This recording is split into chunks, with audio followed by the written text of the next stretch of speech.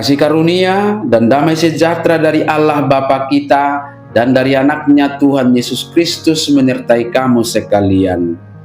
Amin. Shalom saudara-saudari, sahabatku yang terkasih di dalam nama Tuhan Yesus. Firman Tuhan yang menyapa kita di akhir pekan ini, hari Sabtu tanggal 30 Mei 2026, tertulis di dalam kitab Yesaya pasal 1 ayat 18. Mari sahabatku, kita simak dan renungkan firman Tuhan yang menjadi kekuatan dan inspirasi untuk menjalani hari ini. Demikian. Marilah, baiklah kita berperkara, firman Tuhan. Sekalipun dosamu merah seperti kirmisi, akan menjadi putih seperti salju. Sekalipun berwarna merah seperti kain kesumba, akan menjadi putih seperti bulu domba. Dungi sai romahamu asa merdabu-dabu hita nina Jahoba.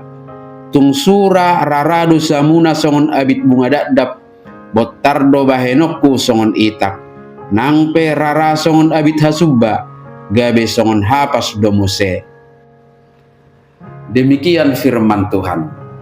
Saudara-saudari, sahabat renungan harian yang dikasihi Tuhan Allah, ada sebuah fenomena sekaligus menjadi dinamika kehidupan yang ironis dalam konteks kitab Yesaya pasal 1 ini, di mana di tengah-tengah moralitas yang hancur, umat Israel ternyata tetap rajin beribadah.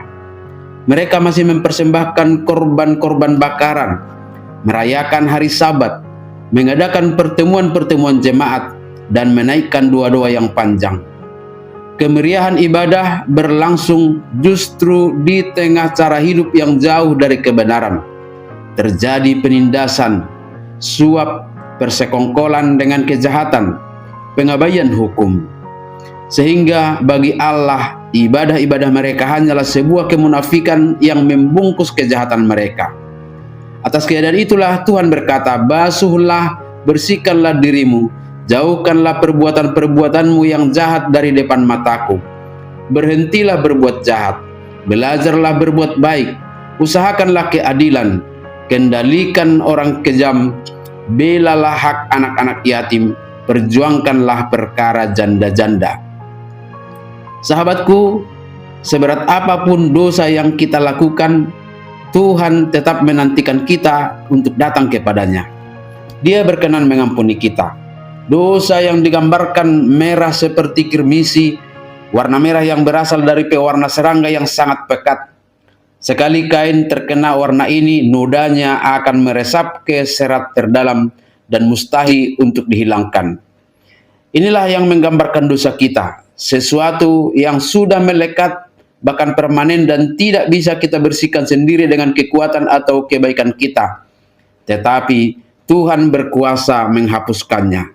Dalam kuasa dan belas kasih-Nya, Tuhan akan membuatnya putih seperti salju atau seperti bulu domba. Apa yang bagi dunia sudah rusak, di tangan Tuhan bisa diubah menjadi sepenuhnya baru. Pengampunannya tidak hanya menutupi noda dosa kita, melainkan lebih dari itu akan melenyapkannya sampai bersih total.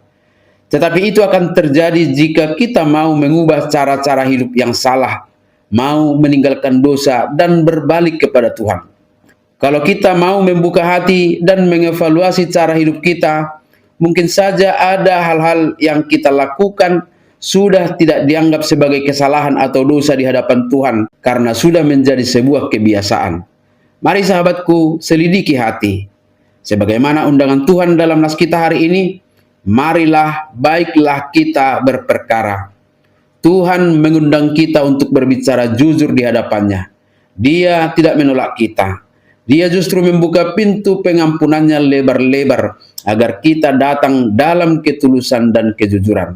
Niscaya ritual-ritual ibadah kita akan berkenan kepadanya dan anugerah pembebasan dari hukuman karena dosa-dosa kita akan kita terima. Amin.